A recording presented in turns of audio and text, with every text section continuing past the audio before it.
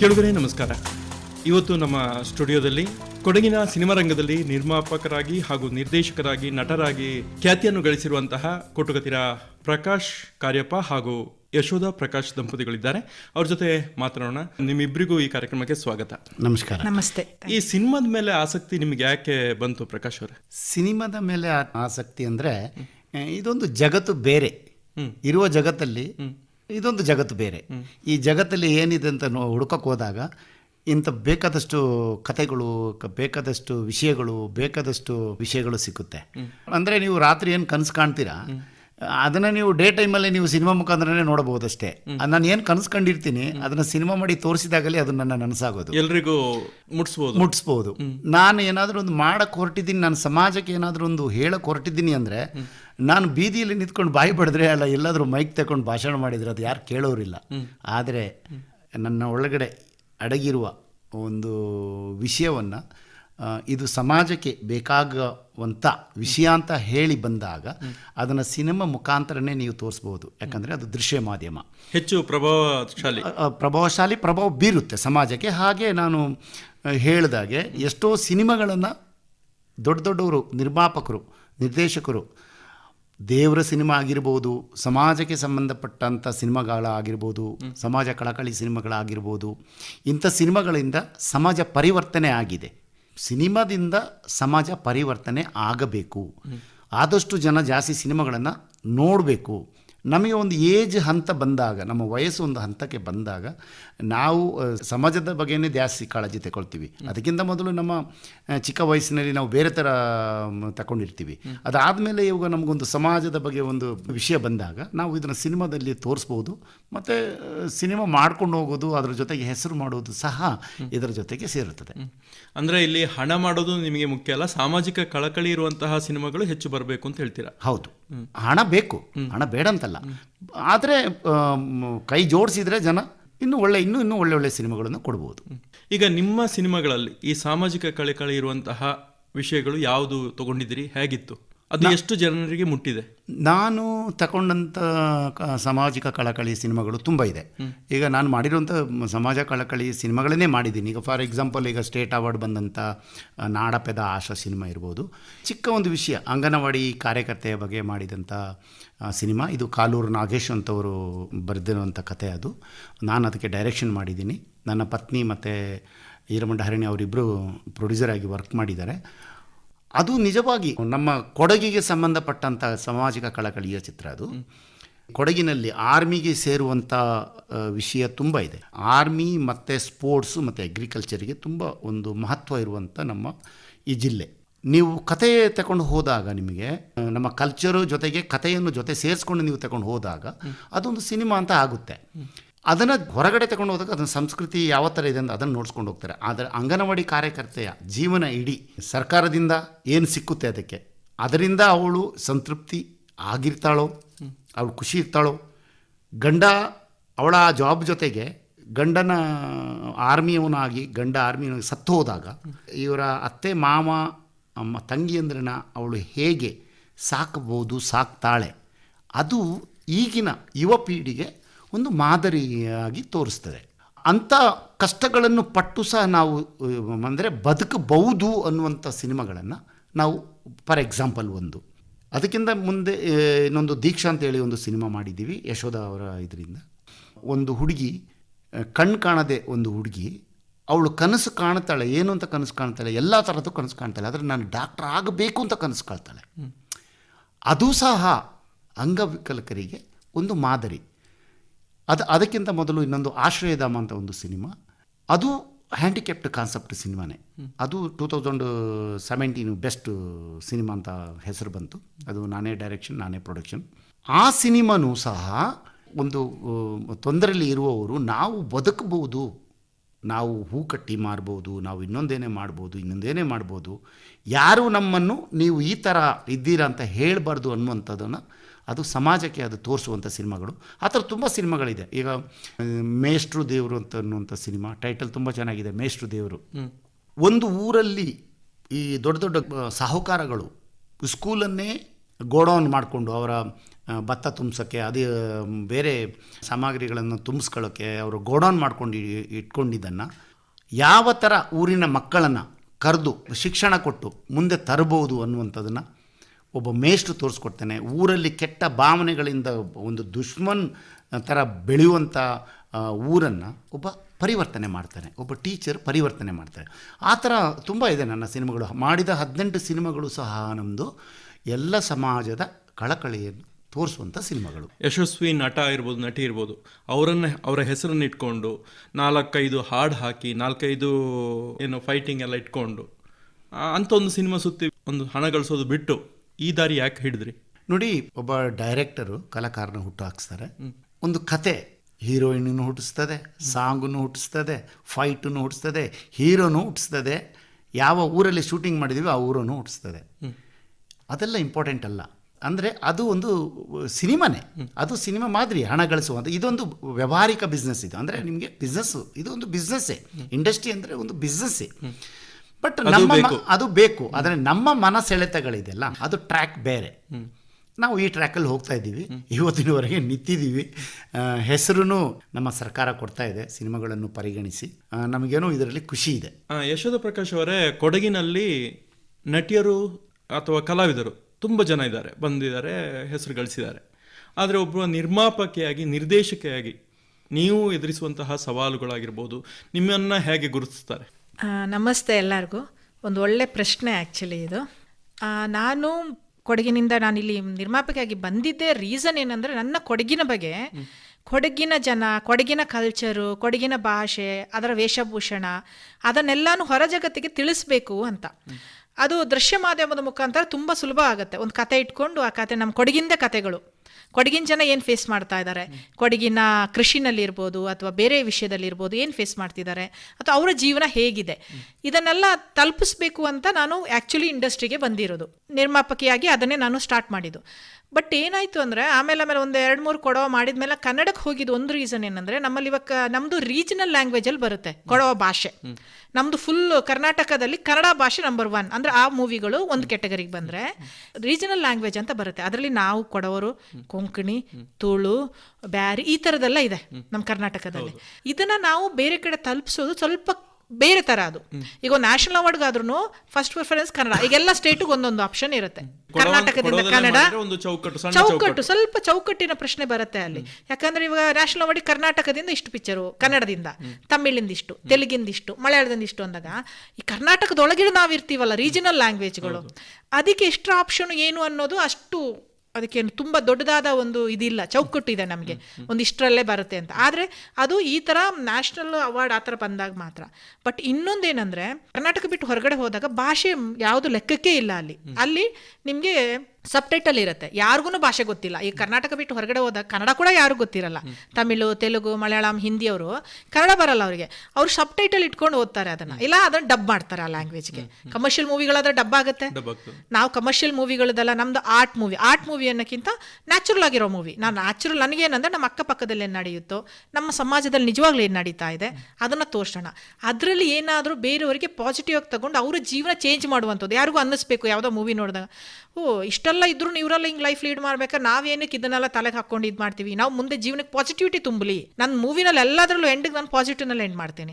ಎಷ್ಟೇ ಕಷ್ಟ ಇರಲಿ ಜೀವನದಲ್ಲಿ, ಏನೇ ಆಗಲಿ, ಬಟ್ ಎಲ್ಲದಕ್ಕೂ ಒಂದು ಹೋಪ್ ಅಂತ ಇರಬೇಕು. ಯಾವುದೋ ಒಂದು life is must go on ಅಂತೀವಿ. ಸೊ ಏನೇನು ಪ್ರಾಬ್ಲಮ್ಸ್ ಇದೆ ಅದನ್ನೆಲ್ಲ ಪಕ್ಕಕ್ಕಿಟ್ಟು ನಮ್ಮ ಹತ್ರ ಏನಿದೆಯೋ ಅದರಲ್ಲಿ ಖುಷಿಯಾಗಿರೋದು ಹೇಗೆ ಅನ್ನೋದನ್ನು ನಾನು ತೋರ್ಸೋಕ್ಕೆ ತುಂಬ ಪ್ರಯತ್ನ ಪಡ್ತೀನಿ ಚಿತ್ರಗಳಲ್ಲಿ. ಇನ್ನು ನಿರ್ದೇಶಕಿಯಾಗಿ ಆ್ಯಕ್ಚುಲಿ ಕೊಡಗಿನಿಂದ ಅಂದರೆ, ಇಲ್ಲಿ ಮೊದಲೇ ನನ್ನ ಪ್ರಕಾರ ಆರ್ಟಿಸ್ಟ್ ಇರ್ತಾರೆ ಕೊಡಗಿನಲ್ಲಿ, ಹೀರೋಯಿನ್ಸು, ಹೀರೋಸ್ ಈ ಥರದ. ರಶ್ಮಿಕಾ ಮಂದಣ್ಣ ಅವರು ಇಂಟರ್ನ್ಯಾಷನಲ್ ಲೆವೆಲ್ ತನಕ ತಲುಪಿದ್ದಾರೆ. ಅವರು ನ್ಯಾಷನಲ್ ಹಾಲಿವುಡ್ ತನಕನೂ ಎಲ್ಲ ಇದೆ. ಆರ್ಟಿಸ್ಟ್ ತುಂಬ ಜನ ಇದ್ದಾರೆ. ಆದರೆ ನಿರ್ಮಾಪಕರು, ನಿರ್ದೇಶಕರು ತುಂಬ ಕಮ್ಮಿ ಇದ್ದಾರೆ. ತಂತ್ರಜ್ಞರು ಇದ್ದಾರೆ, ತಂತ್ರಜ್ಞರು ಇದ್ದಾರೆ, ಎಲ್ಲರೂ ಇದ್ದಾರೆ. ಬೇರೆ ಫೀಲ್ಡಲ್ಲಿ ಇದೆ. ಆದರೆ ಡೈರೆಕ್ಷನ್ ಫೀಲ್ಡು ಮತ್ತು ಪ್ರೊಡಕ್ಷನಲ್ಲೂ ಸ್ವಲ್ಪ ಪರವಾಗಿಲ್ಲ ಅನ್ಕೊತೀನಿ. ಡೈರೆಕ್ಷನಲ್ಲಿ ತುಂಬ ಕಮ್ಮಿ ಇದೆ ಕೊಡಗಿಂದ. ಒಂದೇನಂದರೆ, ಇವಾಗ ನಾವು ಒಂದು ಮೂವಿ ಮಾಡಿದ್ರೆ, ಕೊಡವ ಮೂವಿ ಮಾಡಿದ್ರೆ ಕೊಡಗಿನಲ್ಲೇ ತೋರಿಸ್ಬೇಕು ಅದನ್ನು. ನಾವು ಅದನ್ನು ತಗೊಂಡೋಗಿ ಬೆಂಗಳೂರು ಮೈಸೂರಿಗೆ ಹಾಕಿದ್ರೆ ಅಲ್ಲಿ ಯಾರು ನೋಡಲ್ಲ, ಬಿಕಾಸ್ ಲ್ಯಾಂಗ್ವೇಜ್ ಬರಲ್ಲ, ಇನ್ಬಿಟ್ಟು ಸಬ್ ಟೈಟಲ್ ನೋಡ್ಕೊಬೇಕಾಗತ್ತೆ. ಸೊ ಕೊಡಗಿನಲ್ಲಿ ತೋರಿಸ್ಬೇಕು. ಕೊಡಗಿನಲ್ಲಿ ಮೂವಿ ಹಾಕಿ ತೋರಿಸೋಣ ಅಂದರೆ ನಮ್ಮಲ್ಲಿ ಮೂವಿ ನೋಡೋದ್ರ ಬಗ್ಗೆ, ಕಲೆ ಬಗ್ಗೆ ಇಂಟ್ರೆಸ್ಟ್ ಇದೆ, ಹೀರೋ ಹೀರೋಯಿನ್ಸು ಟೆಕ್ನಿಷಿಯನ್ಸ್ ಎಲ್ಲ ಇದ್ದಾರೆ, ಬಟ್ ಮೂವಿ ನೋಡೋದ್ರ ಬಗ್ಗೆ ಅಷ್ಟು ಇಂಟ್ರೆಸ್ಟ್ ಇಲ್ಲಿ ತೋರಿಸಲ್ಲ ಅಂತ ನನಗನ್ಸೋದು. ನಾವು ಮೂವಿ ಹಾಕಿದಾಗ ಕೂಡ ಕೆಲವು ಕಡೆ ತೋರಿಸೋದಕ್ಕೆ ಅರೇಂಜ್ ಮಾಡಿದ್ರು ಅಷ್ಟಾಗಿ ಜನಗಳು ಬಂದು ಏನೋ ಇದು ಮಾಡ್ತಾ ಇಲ್ಲ. ಬಟ್ ನಾವು ಮಾಡೋ ಸಾಧನೆಗೆ ಎನ್ಕರೇಜ್ಮೆಂಟ್ ಮಾಡ್ತಾರೆ, ಎಲ್ಲಾನು ಇದೆ. ಸ್ಥಳೀಯ ಕಾರಣಗಳು ಇರಬಹುದು. ಸ್ಥಳೀಯನೂ ತುಂಬಾನೇ ಇದೆ. ಇಲ್ಲಿ ಮಳೆನೇ 6 ತಿಂಗಳು ಮಳೆಗಾಲನೇ ನಡೀತಾ ಇರುತ್ತೆ, ಬೇರೆ ವಿಷಯ ಥಿಯೇಟರ್ಗಳಿಲ್ಲ, ಅದು ಒಂದಿದೆ. ಕೃಷಿ ಕೆಲಸದ ಜಾಸ್ತಿ. ಇನ್ನು ನಮ್ಮಲ್ಲಿ ಅಂದ್ರೆ ಕೆಲವೊಂದು ಏರಿಯಾಗೆ ಕೆಲವೊಂದು ಸ್ಪೆಷಲ್ ಅಂತ ಇದೆ. ನಮ್ಮ ಕೊಡಗಿನವರಿಗೆ ಕ್ರೀಡೆ ತುಂಬಾ ಇಂಪಾರ್ಟೆನ್ಸ್ ಇದೆ, ಆರ್ಮಿ ತುಂಬಾ ಇಂಪಾರ್ಟೆನ್ಸ್ ಇದೆ, ಕೃಷಿ ತುಂಬಾ ಇಂಪಾರ್ಟೆನ್ಸ್ ಇದೆ. ಎಲ್ಲರೂ ಎಲ್ಲದಕ್ಕೂ ಆಗಲ್ಲ, ಹಂಗಾಗಿ ಇಲ್ಲಿ ಮೂವಿದ ಬಗ್ಗೆ ಅಷ್ಟೇನಿದಿಲ್ಲ. ಬಟ್ ನಿರ್ದೇಶಕಿಯಾಗಿ ನಾನು ಕನ್ನಡ ಇಂಡಸ್ಟ್ರಿ ಅಲ್ಲಿ ಬಂದಾಗ ಖಂಡಿತ ಚಾಲೆಂಜಸ್ ತುಂಬಾನೇ ಇದೆ, ಅಷ್ಟು ಸುಲಭ ಇಲ್ಲ. ಅದಕ್ಕೋಸ್ಕರ ನಿರ್ದೇಶಕರು ತುಂಬ ಕಮ್ಮಿನೂ ಇದ್ದಾರೆ. ಬಟ್ ನನಗೇನಂದರೆ, ನನಗೆ ಚಾಲೆಂಜ್, ನಾನು ಮೊದಲಿಂದ ಸ್ವಲ್ಪ ಚಾಲೆಂಜ್ ತಗೊಳಕ್ಕೆ ಇಷ್ಟ ಇದೆ. ನನಗೆ ಚಾಲೆಂಜ್ ಆಕ್ಸೆಪ್ಟೆಡ್ ಅಂತ ಸ್ವಲ್ಪ ಚಾಲೆಂಜಿಂಗ್ ಆಗಿದ್ದರೆ ವರ್ಕ್ ಮಾಡೋಕ್ಕೆ ಇಷ್ಟಪಡ್ತೀನಿ ಕೂಡ. ನಾರ್ಮಲ್ ಆಗಿರೋ ಲೈಫ್ಗಿಂತ ಚಾಲೆಂಜಸ್ ಲೈಫ್ ಚೆನ್ನಾಗಿರುತ್ತೆ ಆ್ಯಕ್ಚುಲಿ ನಾವು ತಗೊಂಡು ಹೋಗೋದು. ಜೊತೆಗೆ ಟೀಮ್, ನನ್ನ ಹಸ್ಬೆಂಡ್ ಪ್ರಕಾಶ್ ಕಾರ್ಯಪ್ಪ ಇರಲಿ ಅಥವಾ ನನ್ನ ಟೀಮ್ ಇದ್ದಾರಲ್ಲ, ಅವರು ತುಂಬ ಸಪೋರ್ಟಿವ್ ಆಗಿದ್ದಾರೆ. ಅದು ಕೊಡಗಿನಲ್ಲಿ ಕೂಡ ಅಷ್ಟೇ. ನನ್ನ ಸಿನಿಮಾ ಗೆಳೆಯರು ಇರ್ಬೋದು, ಬೇರೆ ಯಾರು ಇರ್ಬೋದು, ಅಥವಾ ನನ್ನ ಟೀಮ್ ಇರ್ಬೋದು, ತುಂಬ ಸಪೋರ್ಟಿವ್ ಆಗಿ ನಿಂತಿದೆ. ಹಂಗಾಗಿ ನನಗೆ ಅಷ್ಟು ಕಷ್ಟ ಅನಿಸ್ಲಿಲ್ಲ. ಆ್ಯಂಡ್ ನನ್ನ ನೇಚರ್ ಏನಂದರೆ ನೆಗೆಟಿವಿಟಿನ ನಾನು ಯಾವುದು ತಗೊಳ್ಳೋದೇ ಇಲ್ಲ.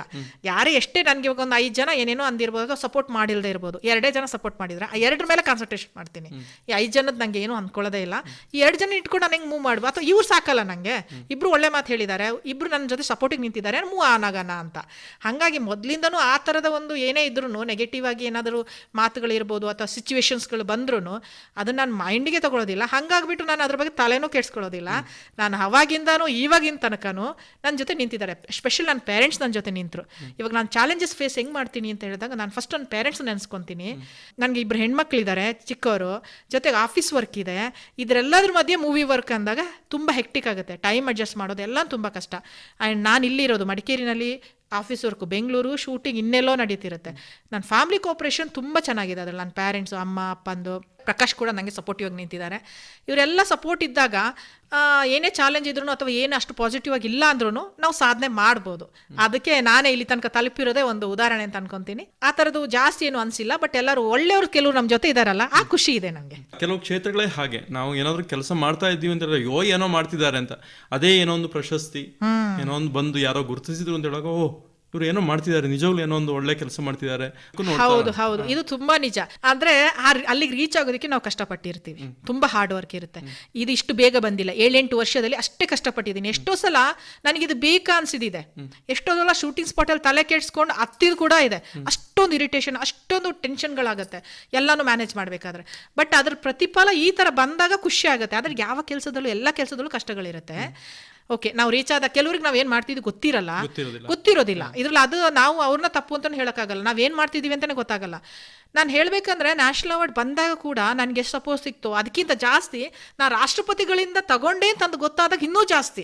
ಬಿಕಾಸ್ ನ್ಯಾಷನಲ್ ಅವಾರ್ಡ್ ಅಂದಾಗ ಇನ್ನು ಅಷ್ಟಾಗಿ ಐಡಿಯಾನೇ ಇರಲ್ಲ ಕೆಲವು ಜನಕ್ಕೆ, ಏನು ಅವಾರ್ಡ್ ಅದು ಅನ್ನೋದು ಅಷ್ಟು ಗೊತ್ತಿರಲ್ಲ, ಮಹತ್ವ ಗೊತ್ತಿರೋದಿಲ್ಲ ಅವರಿಗೆ. ಯಾವಾಗ ರಾಷ್ಟ್ರಪತಿಗಳಿಂದ ನಾವು ಹೋಗಿ ತಗೊಳ್ತೀವಿ, ಅದು ನಮ್ಮ ಟ್ರೆಡಿಷನಲ್ ಡ್ರೆಸ್ಸಲ್ಲಿ ಹೋಗಿದಾಗ, ಕೊಡಗಿನ ಟ್ರೆಡಿಷನಲ್ ಡ್ರೆಸ್ ಹೋದಾಗ ಅದು ಎಲ್ಲರೂ ಖುಷಿ, ಅಲ್ಲಿದ್ದವರು ಖುಷಿ. ಅಲ್ಲಿ ಇವನ್ ಯಾರೋ ನನ್ನ ಫ್ರೆಂಡ್ಸ್ ಎಲ್ಲ ಹೇಳೋರು, DD ಇದರಲ್ಲಿ ಲೈವ್ ಆಗ್ತಾ ಇತ್ತು ಪ್ರಶಸ್ತಿ ಸಮಾರಂಭ. ಅದು ನಿಮ್ಮ ಕಡೆ ಎಷ್ಟು ಫೋಕಸ್ ಮಾಡಿದ್ರು ನಿಮ್ಮನ್ನ ಅಂತ, ಅಂದ್ರೆ ಅದಕ್ಕೆ ಕಾರಣ ನಮ್ಮ ಡ್ರೆಸ್ಸು. ನಮ್ಮ ಕೊಡಗು ಅಷ್ಟು ಚೆನ್ನಾಗಿದೆ, ನಮ್ಮ ಕಲ್ಚರು, ನಮ್ಮ ಡ್ರೆಸ್ಸು, ನಮ್ಮ ಇದು ತುಂಬಾನೇ ಚೆನ್ನಾಗಿದೆ. ಅದು ಅಲ್ಲಿ ಹೋದಾಗ ಅವ್ರು ಕೂಡ ಅದು ರೆಕಗ್ನೈಸ್ ಮಾಡಿ ನಮಗೆ ಫೋಕಸ್ ಮಾಡ್ತಾರೆ. ಸೊ ಒಂದು ರೀಚ್ ಆದಾಗ ಎಲ್ರಿಗೂ ಖುಷಿ ಆಗುತ್ತೆ. ಆ್ಯಂಡ್ ರೀಚ್ ಆಗೋ ತನಕ ಏನಾಗುತ್ತೆ ಅಂದರೆ ಕೆಲವರಿಗೆ ಅದ್ರ ಬಗ್ಗೆ ತಿಳುವಳಿಕೆ ಇರೋದಿಲ್ಲ, ಹಾಗಾಗಿ ಸಪೋರ್ಟ್ ಇರೋದಿಲ್ಲ ಅಷ್ಟೇ. ಸಪೋರ್ಟ್ ಅಂತಲ್ಲ, ಅವ್ರವ್ರ ಕೆಲಸ, ಎಲ್ರಿಗೂ ಅವ್ರವ್ರ ಕೆಲಸಗಳಿದೆ. ಇದು ನಮ್ದಲ್ಲ, ಅದೇ ನೀವು ಹೇಳಿದಾಗೆ ಅಗ್ರಿಕಲ್ಚರು ಅವ್ರವ್ರ ಕೆಲಸ, ಅವ್ರವ್ರ ಇದ್ರಲ್ಲಿ ಎಲ್ಲರೂ ಬ್ಯುಸಿ ಇದ್ದಾರೆ. ನಾವುಗಳು ನಮ್ಮ ಕೆಲಸ ಮಾಡ್ತಾ ಹೋಗೋಣ. ಅದು ಎಲ್ಲಿ ರೀಚ್ ಆಗಬೇಕು ಅಲ್ಲಿ ರೀಚ್ ಆಗುತ್ತೆ. ಆವಾಗ ಯಾರ್ಯಾರು ಸಪೋರ್ಟ್ ಮಾಡ್ಬೇಕು ಅವ್ರು ಬಂದು ಸಪೋರ್ಟ್ ಗೊತ್ತಾದಾಗ ಖಂಡಿತ ಸಪೋರ್ಟ್ ಮಾಡ್ತಾರೆ. ಇವಾಗ ಮೊನ್ನೆ ಒಂದು ನಮಗೆ ಇಲ್ಲಿ ಕೊಡವ ಕಲಾವಿದರ ಸಂಘ ಮತ್ತು ಕಾವೇರಿ ಮಕ್ಕಳ ಕೂಟ ಗೋಣಿಯಪ್ಪ ಅವರಿಂದ ಸನ್ಮಾನ ಕಾರ್ಯಕ್ರಮ ಇಟ್ಕೊಂಡಿದ್ರು, ಎಲ್ಲ ಇದ್ರು. ಎಷ್ಟು ಚಂದ ಆರ್ಗನೈಸ್ ಮಾಡಿದ್ರು ಅಂದರೆ, ಎಷ್ಟು ಸಪೋರ್ಟ್ ನೀಡಿದ್ರು ಅಂದರೆ ನಮ್ಗೆ ಅದು ನೋಡಿ ತುಂಬ ಖುಷಿ ಆಯಿತು. ನಮ್ಮ ಊರಲ್ಲಿ ನಮಗೊಂದು ಅಷ್ಟೊಂದು ಎನ್ಕರೇಜ್ ಮಾಡಿ ಅಷ್ಟೊಂದು ಖುಷಿಯಾಗಿ ನಮಗೋಸ್ಕರ ಒಂದು ಕಾರ್ಯಕ್ರಮ ಆಯೋಜನೆ ಮಾಡಿದ್ರಲ್ಲ, ತುಂಬ ತುಂಬ ಖುಷಿ ಆಯಿತು. ಇದು ಸಪೋರ್ಟ್ ಕೂಡ. ಬಟ್ ಅಲ್ಲಿ ತನಕ ರೀಚ್ ಆಗಬೇಕಂದ್ರೆ ಅವ್ರಿಗೆ ಫಸ್ಟ್ ಗೊತ್ತಿರಲ್ಲ. ನಾವು ರೀಚ್ ಆದಾಗ ಖಂಡಿತ ರೆಕಗ್ನೈಸ್ ಮಾಡಿ ನಮ್ಗೆ ಸಪೋರ್ಟ್ ಮಾಡೇ ಮಾಡ್ತಾರೆ. ಈಗ ಒಂದು ಸಿನಿಮಾ ಮಾಡಬೇಕು ಅಂತಂದರೆ ಒಂದು ಮಾತಿದೆ, ಒಂದು ಪುಸ್ತಕ ಬರಿಬೇಕು ಅಂತ ಹೇಳಿದ್ರೆ 100 ಪುಸ್ತಕ ಅದ್ರ ಹಿಂದೆ ಓದಿರಬೇಕು ಅಂತ. ನಿಜ. ಹಾಗೆ ನಿಮ್ಮ ತಯಾರಿಗಳು ಹೇಗಿರ್ತವೆ? ನಾವು ಇದು ನಿಜನೇ, ಒಂದು ಬುಕ್ ಬರಿಬೇಕಾದ್ರೆ, ಒಂದು ನೋವೆಲ್ ಬರಿಬೇಕಾದ್ರೆ 100 ಬುಕ್ಕು Atleast ಓದಿರಬೇಕು. ನಾವು ಒಂದು ಸಿನಿಮಾ ಮಾಡಬೇಕಾದ್ರೆ ನಾವು 100 ಸಿನಿಮಾ ನೋಡಿರಬೇಕು. ಕಾರಣ, ನಾವು ಮಾಡಿದ ಸಿನಿಮಾನ ಇನ್ನೊಬ್ಬರು ಮಾಡಿದರೆ ಅದಕ್ಕೆ ನಾವು ಹೊಸದು ಏನು ಸಿಕ್ಕುತ್ತೆ, ಈಗ ಪೇಪರ್ ಈಗ ಒಂದು ಬರುತ್ತೆ, ಚಿಕ್ಕ ಒಂದು 10 ಲೈನ್ ಸ್ಟೋರಿ ಬರುತ್ತೆ, ಅದನ್ನು ತಗೊಂಡು ನಾವು ಡೆವಲಪ್ಮೆಂಟ್ ಮಾಡೋಕ್ಕೆ ನೋಡ್ತೀವಿ. ಈಗ ನಾವಿಬ್ಬರು ಏನಂದರೆ, ಈಗ ಇದು ಅಷ್ಟೇ, ಒಂದು ಚಿಕ್ಕ ಕಥೆನ ತಗೊಂಡೇ ಮಾಡಿದ್ದೀವಿ. ನಾವಿಬ್ಬರು ಒಟ್ಟಿಗೆ ಸಿನಿಮಾ ರಂಗ ಪಯಣ ಮಾಡಿದವರು, ಒಟ್ಟಿಗೆ ಹೋಗಿ ದಂಪತಿಗಳು ರಾಷ್ಟ್ರಪತಿಯಿಂದ ಒಟ್ಟಿಗೆ, ಇದು ರೆಕಾರ್ಡೇ ಇಲ್ಲ ಇಷ್ಟರವರೆಗೆ, ಅದು ಕೊಡಗಿನಿಂದ ದಂಪತಿಯರಿಗೆ ಒಂದೇ ವೇದಿಕೆಯಲ್ಲಿ ರಾಷ್ಟ್ರಪತಿ ಸನ್ಮಾನ ಮಾಡಿರುವಂಥದ್ದು. ಫಿಲಿಮ್ ಇಂಡಸ್ಟ್ರಿಯಲ್ಲಿ ಆ ಥರ ಎಲ್ಲೂ ಆಗೇ ಇಲ್ಲ. ಕಾರಣ ಏನಂದರೆ, ಹಸ್ಬೆಂಡ್ ಬೇರೆ ಡೈರೆಕ್ಟರ್ ಆಗಿ ಪ್ರೊಡ್ಯೂಸರ್ ಆಗಿದ್ದರೆ ಅವ್ರ ವೈಫ್ಗಳು ಅಂಥದ್ದೇನು ಅವರು ಬೇರೆ ಥರ ಇರ್ತಾರೆ. ನಾವಿಬ್ಬರು ಒಟ್ಟಿಗೆ ಪಯಣ ಮಾಡಿದ್ದೀವಿ, ಒಟ್ಟಿಗೆ ಕೆಲಸ ಮಾಡಿಕೊಂಡು ಒಂದೇ ವೇದಿಕೆಯಲ್ಲಿ ಫಸ್ಟ್ ಟೈಮ್ ನ್ಯಾಷನಲ್ ಅವಾರ್ಡ್ ತಗೊಂಡು ಬಂದಿದ್ದೀವಿ. ಇದು ನಮಗೊಂದು ಖುಷಿ ತಂದು ಕೊಡುವಂಥ ವಿಷಯವಾಗಿದೆ. ಇನ್ನಷ್ಟು ನಮಗೆ ಇನ್ನೊಂದು ಒಳ್ಳೊಳ್ಳೆ ಸಿನಿಮಾ ಮಾಡೋಣ ಅನ್ನುವಂಥದ್ದು, ಜನರಿಗೆ ಮುಟ್ಟುವಾಗೆ ಮಾಡೋಣ ಅನ್ನುವಂಥದ್ದು ನಮ್ಮದು ಆಸೆ ಇಬ್ಬರದ್ದು. ಈಗ ನಿಮ್ಮ ಮನೆಯ ವಾತಾವರಣ ಕೂಡ ಅದೇ ರೀತಿ ಇದೆಯಾ ಅಂತ? ಅಂದರೆ ನಿರ್ಮಾಪಕರು ನೀವೇ, ನಿರ್ದೇಶಕರು ನಿಮ್ಮಲ್ಲೇ ಎಲ್ಲರೂ ಇರೋದ್ರಿಂದ ಯಾವ ರೀತಿಯ ಸಿನಿಮಾ ಮಾಡಬೇಕು, ಮಾತು ಹೆಚ್ಚಿನ ಸಿನಿಮಾದ ಬಗ್ಗೆ ನಡೀತದೆ ಹೇಗೆ? ಇಲ್ಲ, ಎಲ್ಲ ವಿಷಯನೂ ನಡೀತದೆ. ಸಿನಿಮಾ ಅಂತ ಬಂದಾಗ ಅದರಲ್ಲಿ ಕಾನ್ಸಂಟ್ರೇಟ್ ಮಾಡ್ತೀವಿ, ಏನಾದರೂ ಚರ್ಚೆ ಆಗ್ತಾ ಇರ್ತದೆ. ಸಿನಿಮಾದು ಬಂದೇ ಬರುತ್ತೆ, ಸಿನಿಮಾದ ಒಂದು ಚರ್ಚೆ ಇರುತ್ತೆ, ಏನಾದರೂ ಒಂದು ಇರುತ್ತೆ. ಆದರೆ ಅಷ್ಟು ಸೀರಿಯಸ್ ಆಗಿಲ್ಲ. ಆದರೆ ಮಾಡಬೇಕು ಅಂತ ಹೊರಟಾಗ ತುಂಬ ಸೀರಿಯಸ್ ಆಗಿಬಿಡ್ತೀವಿ. ಆಗ ನಾವು ಅದನ್ನು, ಈಗ ನೀವು ವರ್ಷದ 360 ದಿನ ಸಿನಿಮಾ ಕ್ಷೇತ್ರದಲ್ಲೇ ದುಡಿತಿದ್ದೀರಾ, ಅಲ್ಲ ಬೇರೆ ಏನಾದರೂ ಕೆಲಸ? ಬೇರೆ ಪ್ರೊಫೆಷನಲ್, ನಾನು ಬಂದು ಬಿಲ್ಡರು, ನಾನಂದರೆ ಕಾಂಟ್ರಾಕ್ಟ್ ವರ್ಕ್ ಮಾಡ್ತೀನಿ. ಆಮೇಲೆ ನಮ್ಮದು ಬ್ಲಾಕ್ ಇಂಡಸ್ಟ್ರಿ ಇದೆ ಬೆಂಗಳೂರಲ್ಲಿ, ಅದ್ರ ಜೊತೆಗೆ ನಂದು ರಿಯಲ್ ಎಸ್ಟೇಟು ಇದೆ, ಜೊತೆಗೆ ನಾನು ಇಂಟೀರಿಯರ್ನು ಮಾಡ್ತೀನಿ. ಅದರ ಜೊತೆಗೆ ನನ್ನದು ಸ್ಟುಡಿಯೋ ಇಟ್ಕೊಂಡಿದ್ದೀನಿ ಬೆಂಗಳೂರಲ್ಲಿ. ಎಲ್ಲನೂ ಸೇರಿಸಿ ನಡ್ಕೊಂಡು ಮಾಡ್ತಾ ಇದ್ದೀವಿ. ಅಂದರೆ ನೀವು ಸಿನಿಮಾ ಕ್ಷೇತ್ರದಲ್ಲಿ ಹೇಗೆ ನಿರ್ಮಾಪಕ, ನಿರ್ದೇಶಕ, ನಟ ಹೀಗೆಲ್ಲ ಕೆಲಸ ಮಾಡ್ತಿರೋ, ಕಥೆ, ಚಿತ್ರಕಥೆ ಎಲ್ಲ ಮಾಡ್ತಿರೋ, ಹಾಗೆ ಬೇರೆ ಬೇರೆ ಕ್ಷೇತ್ರದಲ್ಲೂ ಒಟ್ಟಿಗೆ ಕೆಲಸ ಮಾಡ್ತಾ ಇದ್ದೀವಿ. ಅದು ಬಂದು ನಮ್ಮ ಪ್ರೊಫೆಷನಲ್ಲು, ಇದು ಬಂದು ಪ್ಯಾಷನ್. ಯಾವ ತುಂಬ ಮನಸ್ಸಿಗೆ ಖುಷಿ ಕೊಡ್ತದೆ? ಎರಡುವೇ. ಏನೇ ಕೆಲಸ ಮಾಡಿ ಮನಸ್ಸಿಗೆ ಖುಷಿ ಕೊಡುತ್ತೆ. ಮಾಡೋದನ್ನ ನಿಯತ್ತಾಗಿ ಖುಷಿಯಿಂದ ಮಾಡಬೇಕಷ್ಟೇ. ಯಶೋದವರ, ನಿಮ್ಮ ಕನಸುಗಳ ಬಗ್ಗೆ ಹೇಳೋದಾದ್ರೆ, ಮುಂದಿನ ಕನಸುಗಳು ಇವಾಗ ಸದ್ಯಕ್ಕೆ ನ್ಯಾಷನಲ್ ಅವಾರ್ಡ್ ಬಂದಿದೆ, ಅದೇ ದೊಡ್ಡ ಕನಸು ನನಸಾದ ಥರದ ಒಂದು ಭಾವನೆ ಇದೆ. ನಾವು ಮೂವಿ ಒಂದು ಕಂಟೆಂಟ್ ತೊಗೊಂಡು ಮಾಡಬೇಕಂದ್ರೇ ಒಂದು ಮೈಂಡಲ್ಲಿ ಒಂದು ಇಟ್ಕೊಂಡಿರ್ತೀನಿ ನಾನು, ಎಸ್ಪೆಷಲಿ ಇದನ್ನು ಎಲ್ಲಿ ತನಕ ರೀಚ್ ಮಾಡಿಸ್ಬೋದು, ಹೇಗೆ ಮಾಡಿಸ್ಬೋದು ಅಂತ. ನನ್ನ ಹತ್ರ ಇದ್ದಿದ್ದು, ನಾನು ಒಂದು ಲಿಮಿಟಲ್ಲಿ ಏನಿತ್ತು ಅಂದರೆ Bengaluru film festival, state award, ಈ ಥರದ್ದೆಲ್ಲ ಕನಸಲ್ಲಿದ್ದೆ. ಇದು ಸ್ಟೇಟ್ ಅವಾರ್ಡ್ ಅಂದರೆ ನಮ್ದು ಏನಾಗಿದೆ ಅಂದರೆ, ಇವಾಗ ನಮ್ಗೆ ಬಂದಿರೋ 2023 ನ್ಯಾಷನಲ್ ಅವಾರ್ಡು. ಸ್ಟೇಟ್ ಅವಾರ್ಡ್ಗಳು ಕೂಡ ಕೊರೋನಾದಿಂದ ಸ್ವಲ್ಪ ಲೇಟ್ ಆಗಿದೆ. ಇವಾಗ 2021 ಅನೌನ್ಸ್ ಆಗಿದೆ, ನಾಡಪದ ಆಶೆ ಎಲ್ಲ. ಅದಾದ್ಮೇಲೆ ನನ್ನ ಮೂವಿಗಳು, ನಾವು ಮಾಡಿರೋ ಮೂವಿಗಳು ಇನ್ನೂ ಇದ್ದಾವೆ, ಅವೆಲ್ಲ ಇನ್ಮೇಲೆ ಅನೌನ್ಸ್ ಆಗಬೇಕು. ಅದೆಲ್ಲ ಬಂದಿಲ್ಲ. ಸೊ ನಮ್ದೇನಿತ್ತು ಅಂದರೆ, ಫಸ್ಟು ನನ್ನ ಮೈಂಡಲ್ಲಿ ಇದ್ದಿದ್ದು ಒಂದು ಸ್ಟೇಟ್ ಅವಾರ್ಡ್ ತಗೊಳ್ಳೋಣ, ಆಮೇಲೆ ನ್ಯಾಷನಲ್ ಅವಾರ್ಡ್ ಕಾನ್ಸಂಟ್ರೇಷನ್ ಮಾಡೋಣ ಅನ್ನೋದೆಲ್ಲ ಇತ್ತು. ಬಟ್ ಇದೇನಾಯಿತು, ಲೇಟ್ ಆಯ್ತಲ್ಲ ಇಲ್ಲಿಂದ ಅನೌನ್ಸ್ ಆಗೋದು, ಅಲ್ಲಿ ಬೇಗ ಅನೌನ್ಸ್ ಆಗ್ತಿದೆ ನ್ಯಾಷನಲ್ ಅವಾರ್ಡ್. ಹಾಗಾಗಿ 2023 ಮೂವಿಗೇನೆ ಬಂದ್ಬಿಟ್ಟಿದೆ. ಅದಕ್ಕೆ ಮುಂಚೆ ಮಾಡಿರೋ ಮೂವಿಗಳದ್ದು ಏನು ಅಂತ ಇನ್ನು ಮುಂದೆ ನೋಡ್ಬೇಕು ಇವಾಗ ಸ್ಟೇಟ್ ಅವಾರ್ಡ್ದೆಲ್ಲಾನು. ಈಗ ನೀವು ಆಗಲೇ ಒಂದು ಮಾತು ಹೇಳಿದ್ರಿ, ತುಂಬ ವರ್ಷದಿಂದ, ಒಂದು 8 ವರ್ಷದಿಂದ ನಾವು ಕಷ್ಟಪಟ್ಟಿದ್ದು, ಈಗ ಅದರ ಫಲಿತಾಂಶ ಸಿಗ್ತದೆ ಅಂತ. ಆದರೆ ಕೆಲವರು ಜೀವಮಾನ ಇಡೀ ಕಷ್ಟಪಟ್ಟು ಇಂಥ ಒಂದು ಪ್ರಶಸ್ತಿಗಳಾಗಲಿ, ಅಂದ್ರೆ ಆ ಲೆಕ್ಕದಲ್ಲಿ ಯೋಚನೆ ಮಾಡಿದ್ರೆ ನಿಮಗೆ ಬೇಗ ಬಂದಿದೆ. ಹೌದು, ಈವನ್ ಫೋನ್ ಕಾಲ್ಸು ಬಂದಿದೆ ನಂಗೆ. ಕೆಲವ್ರು ಹೇಳಿದ್ದಾರೆ, ಏನಮ್ಮ ಯಶೋದ, ನಾವು 40 ವರ್ಷದಿಂದ ಇಂಡಸ್ಟ್ರಿಯಲ್ಲಿ ಇದ್ದೀವಿ, ನಮ್ಗೆ ಇನ್ನೂ ತಗೊಳಕ್ಕಾಗಿಲ್ಲ ಅಂತ. ಸೊ ಬಟ್ ಅವ್ರದ್ದೇನು ಯಾವ ಥರ ನನಗೆ ಗೊತ್ತಿಲ್ಲ. ಬಟ್ ನನಗೆ ಒಂದು ಗುರಿ ಅಂತ ಇರುತ್ತೆ ಸರ್. ನಾನು ಅದರಲ್ಲಿ ನಂಬೋಳು. ಒಂದು ಫಸ್ಟ್ ಇಂಡಸ್ಟ್ರಿಗೆ ಬಂದಾಗ್ಲೇ ಒಂದಿತ್ತು, ಕೊಡವ ಇದನ್ನು ತೊಗೊಂಡು ಹೋಗಬೇಕು ಅಂತ, ಅದನ್ನು ಮಾಡ್ತಾ ಇದ್ದು. ಅದ್ರ ಜೊತೆಗೆ ನಾನು ಕನ್ನಡ ಇಂಡಸ್ಟ್ರಿ ಯಾವಾಗ ಪ್ರೊಡಕ್ಷನ್ ಡೈರೆಕ್ಷನ್ ಅಂತ ಹೇಳಿದೆ, ಆವಾಗಲೇ ಮೈಂಡಲ್ಲಿ ಫಿಕ್ಸ್ ಆಗಿಬಿಟ್ಟಿರ್ತೀವಿ ನಾವು ಯಾವ ಥರ ಮೂವಿ ಮಾಡಬೇಕು, ನಾನು ಎಲ್ಲಿ ರೀಚ್ ಆಗಬೇಕು ಅನ್ನೋದೊಂದು ಗುರಿ ಇಟ್ಕೊಂಡಿರ್ತೀವಿ. ಬರೀ ಗುರಿ ಇದ್ದರೆ ಸಾಲದು, ಅದಕ್ಕೆ ಯಾವ ಥರ ಪ್ರಿಪ್ರೇಷನ್ ಬೇಕು ಅನ್ನೋದು ತುಂಬ ಇಂಪಾರ್ಟೆಂಟು. ನಾನು ಆವಾಗಲೂ ಒಂದು ಸಲ ಹೇಳಿದ್ದೆ, ಒಂದು ಕಂಟೆಂಟ್ ಸೆಲೆಕ್ಷನ್ ಮಾಡ್ಬೇಕಾದ್ರೆ ಯಾವ ಥರ ಕಂಟೆಂಟ್ ಸೆಲೆಕ್ಷನ್ ಮಾಡಬೇಕು, ಆರ್ಟಿಸ್ಟ್ ಸೆಲೆಕ್ಷನ್ ಮಾಡ್ಬೇಕಾದ್ರೆ ಯಾವ ಥರದ ಆರ್ಟಿಸ್ಟ್ ಬೇಕು, ಪ್ರತಿಯೊಂದು ಪೇಪರ್ ವರ್ಕಿಂದ ಹಿಡಿದು 1 ವರ್ಷ ನಾವು ಒಂದು ಮೂವಿ ಕೆಲಸ ಮಾಡ್ತೀವಿ, ಒಂದೊಂದು ದಿನವೂ ನಾವು ಅದಕ್ಕೆ 100% ಹಾಕಿಟ್ಟು ವರ್ಕ್ ಮಾಡಬೇಕಾಗತ್ತೆ. ಆವಾಗ ಮಾತ್ರ ನಾವು 8 ವರ್ಷದಲ್ಲಿ ಸಾಧನೆ ಏನು ಮಾಡಿದ್ದೀವಿ ಅದು ಅಲ್ಲಿ ರೀಚ್ ಆಗಿದ್ದು. ಇಲ್ಲ ಬೇರೆ ಥರದಲ್ಲಿ ನಾವು ಸ್ವಲ್ಪ ನಮ್ದು ಎಲ್ಲದು ಕಾನ್ಸಂಟ್ರೇಷನ್ ಆ ಕಡೆ ಈ ಕಡೆ ಆಯಿತು ಅಂದರೆ ಅದು ರೀಚ್ ಆಗೋಕ್ಕಾಗೋದಿಲ್ಲ. ನನ್ನ ಮೈಂಡಲ್ಲಿ ಒಂದು ಗುರಿ ಅಂತ ಇಟ್ಟರೆ ಅದ್ರ ಪಕ್ಕ 100% ಕೊಡ್ತೀವಿ. ನಾವಿಬ್ಬರು ಕೂಡ ಅಷ್ಟೇ 100% ಅದಕ್ಕೆ ವರ್ಕ್ ಮಾಡ್ತೀವಿ. ತುಂಬಾ ಮೆಂಟಲಿ ಸ್ಟ್ರೈನ್ ಇರುತ್ತೆ, ಫಿಸಿಕಲಿ ಸ್ಟ್ರೈನ್ ಇರುತ್ತೆ, ಆದರೂ 100% ಕೊಡ್ತೀವಿ. ಅದಕ್ಕೆ ನಾವು ಅಲ್ಲಿ ರೀಚ್ ಆಗಿದ್ದೀವಿ. ಬೇರೆಯವ್ರು ಕೂಡ ಆ ಥರ ಟ್ರೈ ಮಾಡಿದ್ರೆ ಖಂಡಿತ ರೀಚ್ ಆಗ್ತಾರೆ, ಖಂಡಿತ ಇಲ್ಲ ಅಂತ ನಾನು ಹೇಳೋದಿಲ್ಲ. ಜೊತೆಗೆ ಸ್ವಲ್ಪ ಅದೊಂದು ಒಂದು ಹಣೆ ಬರಹ ಅಂತ ಒಂದು ಹೇಳ್ತಾರಲ್ಲ, ಲಕ್ ಅಥವಾ ಆಶೀರ್ವಾದ. ನಾನು ತುಂಬ ದೇವ್ರು ನಂಬ್ತೀನಿ ಕೂಡ. ಅದ್ರ ಜೊತೆಗೆ ನಮ್ಮ ಹಿರಿಯರ ಆಶೀರ್ವಾದ, ನಮ್ಮ ಕಾವೇರಮ್ಮೆ, ಎಗುತಪ್ಪ, ನಮ್ಮದು ಕೋಪಟಿಯಪ್ಪ, ಮಹಾವಿಷ್ಣು ಕೋಪಟಿಯಪ್ಪ, ದೇವ್ರದ್ದೆಲ್ಲ ಆಶೀರ್ವಾದನೂ, ಪೇರೆಂಟ್ಸ್ದು ಆಶೀರ್ವಾದನೂ ಇತ್ತು ಅಂತಲೂ ಅನ್ಕೊಳ್ತೀನಿ. ನಾನು ಅದನ್ನು ನಂಬ್ತೀನಿ ಕೂಡ. ನಮ್ಮ ಕೆಲಸದ ಜೊತೆ ಅವ್ರ ಆಶೀರ್ವಾದ ಇದ್ದಾಗ ಅದು ಬೇಗ ರೀಚ್ ಆಗುತ್ತೆ ಅನ್ನೋದು ನಂದು 100% ನಾವು ಕೊಡ್ತೀವಿ. ಹಾಗೇನೆ ಎಲ್ಲರ ಆಶೀರ್ವಾದನೂ ಕೆಲಸ ಮಾಡುತ್ತೆ. ಹಾಗಾಗಿ ನಾನು ಒಂದು 8-9 ವರ್ಷದಲ್ಲೇ ಅಲ್ಲಿಗೆ ರೀಚ್ ಆಗಿದ್ದೀನಿ ಅಂತ ಅನ್ಕೊತೀನಿ. ಒಳ್ಳೆಯದು ಕೊಟ್ಟುಕೊತೀರಾ ಪ್ರಕಾಶ್ ಕಾರ್ಯಪ್ಪ ಅವರೇ ಹಾಗೂ ಯಶೋಧ ಕಾರ್ಯಪ್ಪ ಅವರೇ. ಇಷ್ಟೊತ್ತು ನಮ್ಮ ಸ್ಟುಡಿಯೋದಲ್ಲಿದ್ದು ಸಾಕಷ್ಟು ಸಿನಿಮಾದಲ್ಲಿ ನಿಮ್ಮ ಕನಸುಗಳೇನು, ನೀವು ಮಾಡಿದ ಸಾಧನೆ, ಇದ್ರ ಬಗ್ಗೆ ಎಲ್ಲ ಹೇಳ್ಕೊಂಡ್ರಿ. ಇನ್ನಷ್ಟು ಈ ಕ್ಷೇತ್ರದಲ್ಲಿ ಸಾಧನೆ ಮಾಡುವಂತಾಗಲಿ, ಇನ್ನಷ್ಟು ಯಶಸ್ಸು ನಿಮಗೆ ಸಿಗಲಿ ಅಂತ ನಮ್ಮ ಕೇಳುಗರ ಪರವಾಗಿ ಹಾರೈಸ್ತೀವಿ. Thank you. ಧನ್ಯವಾದಗಳು. ಧನ್ಯವಾದಗಳು.